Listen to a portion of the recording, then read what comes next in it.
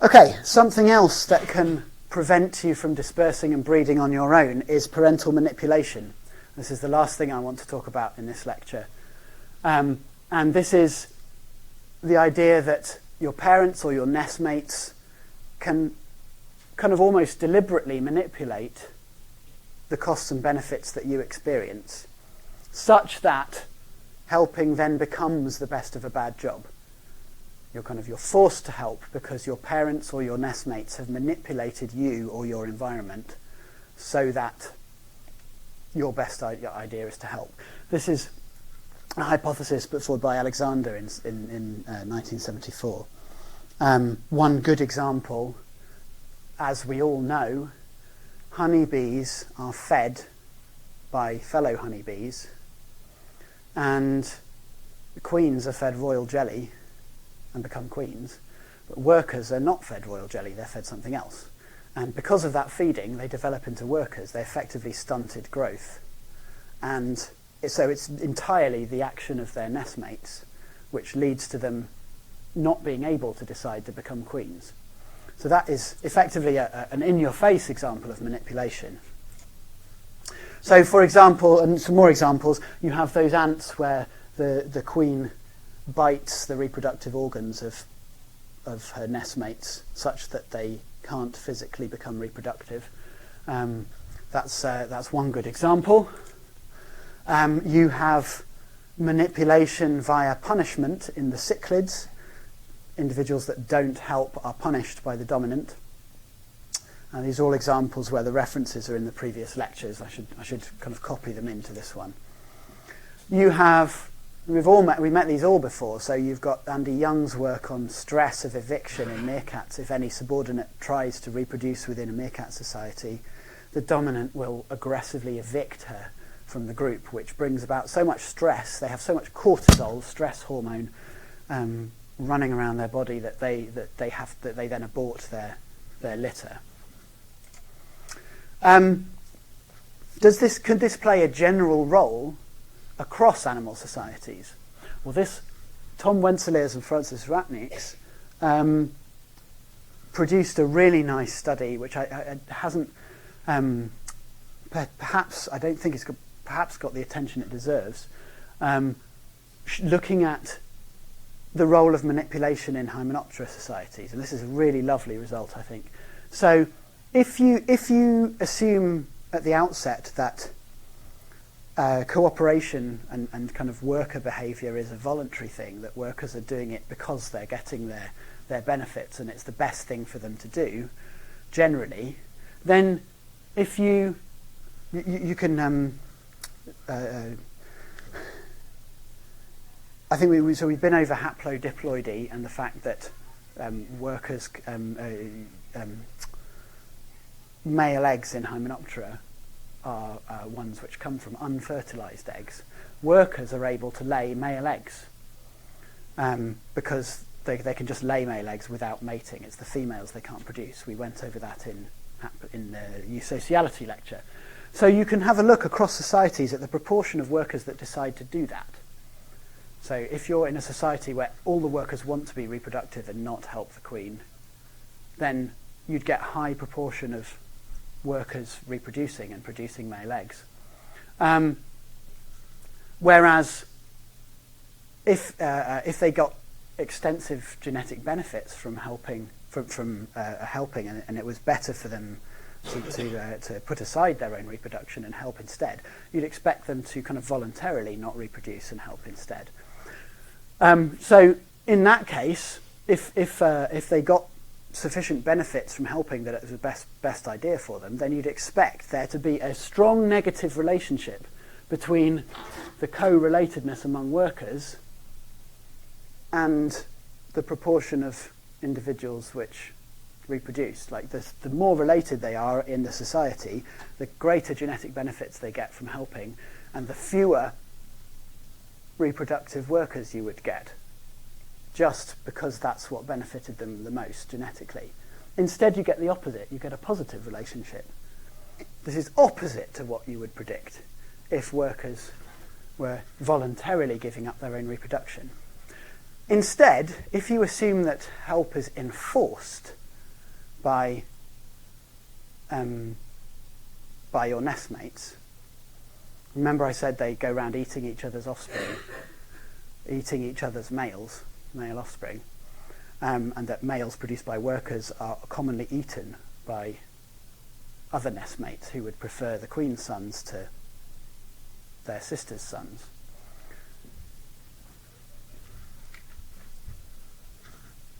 Here, you get exactly the predicted negative relationship between the effectiveness of that policing, the chance that you have of evading policing, and the chance, if you lay your own eggs, the chance they'll be eaten. There is a negative relationship between that policing effectiveness and the proportion of reproductive workers. So in honeybees, there's very low proportion of reproductive workers because their policing is very effective. You're not likely to get for your eggs to hatch. They're likely to be eaten if you lay them. Whereas up there with the Asian paper wasps, you're quite likely to get away with it if you try to lay your own offspring. It's likely that they'll hatch and be raised anyway. And in that case, you get loads of reproductive workers. So they basically, the Hymenopteran workers lay eggs when they can get away with it, not when the benefits are structured such that they get high genetic benefits from it, which is really interesting. That kind of throws a massive spanner in the works for all of our arguments about relatedness. So it can actually, helping can be enforced behaviour as opposed to a voluntary thing. And so could they pose this question, could sociality have evolved via manipulation in Hymenoptera? You'd imagine there's a high opportunity for it because they have this, their offspring are helpless grubs. They require a lot of parental care. They require a lot of extensive interaction with nestmates and a lot of opportunity for nestmates to manipulate or kill or raise differently the offspring. And some further support for that comes from this idea put forward by Hunt and Amdam in the 90s, suggesting that a lot of remember the typical society timeline for the Hymenoptera that we saw. You start with a founding phase, and then you have an ergonomic phase where they're producing workers, and then you have a reproductive phase where they're producing reproductives. And that typically corresponds to 2 generations within the colony. Here you have this is a solitary wasp, which produces, so you have and what you're looking at here is the life cycle. You typically have 2 generations a year. It's called bivoltine. 2 generations a year. You have one generation that hatches out, it goes through the summer, feeds during the summer, lays eggs in the autumn. And the autumn eggs spend the winter as they hatch out. They're a larva in the autumn. They spend the winter as a pupa, and then they hatch out in the summer again, and then it goes back to this one. So they have 2 generations a year, one in the spring and one in the autumn. In a social relative of these guys, the paper wasps, this has been modified slightly. Here, the queen produces a generation of workers which help her build the nest up and defend the nest and produce other stuff so that she maintains her energy. She's very long-lived. And then she produces the second generation. So here, each generation produces their own eggs. But in this case, you've got the first generation never produce eggs. The queen produces 2 generations of eggs, which then go on to become queens of their own. It's a bivoltine life cycle. But what the workers are basically essentially a kind of a sterile workforce that never produce their own eggs and die at the end of the summer, having helped the queen produce more reproductive sisters. And the point of that is that you have to, you physically have to have a setup where you're able to produce, a single queen is able to produce those 2 generations. Otherwise, that whole system won't work.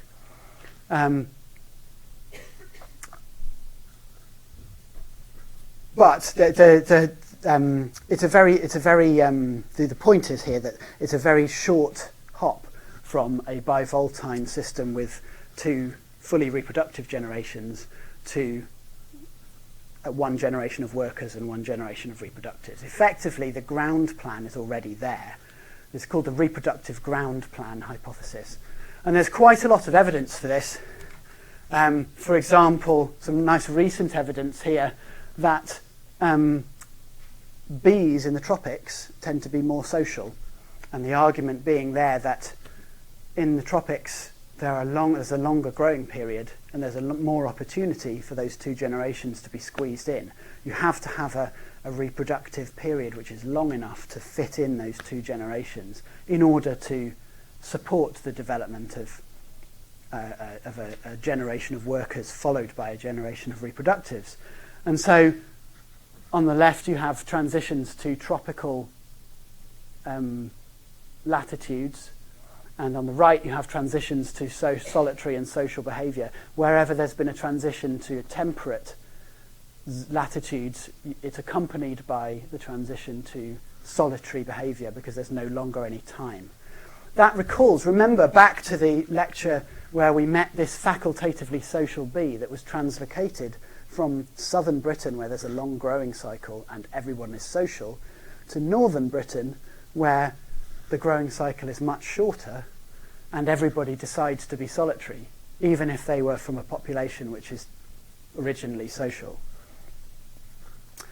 And there's also evidence that going up a hill, as you go up a mountain and increase your altitude rather than latitude, locations that are higher altitude also have a shorter growing season. And the proportion of species which are social, proportion of species which are solitary in blue and social in red is much higher. Like the solitary ones dominate at higher altitudes on the y-axis, and the social lineages dominate at the lower latitudes where the growing season is longer. So there's something in the Hymenoptera, there's something to do with the number of foraging days, the growing season length, that allows you to pack in a generation of workers plus a generation of reproductives. That kind of selects for this ability to become social. So in summary, we've got some strong patterns on the relatedness front. Lineages which have genetically monogamous ancestors are those which tend to evolve social behaviour. But that's only half the story. As we have repeatedly said during the previous lectures, that's only half the story. You have to have the balance of costs and benefits in the right place to favour sociality. It's just that where relatedness is elevated, the ratio of benefits to costs doesn't have to be quite so high. And that ratio of base benefits to costs can be tipped over by things like ecological constraints, by benefits of philopatry, like the chance of having your own offspring by inheriting the group, direct benefits, or by indirect benefits,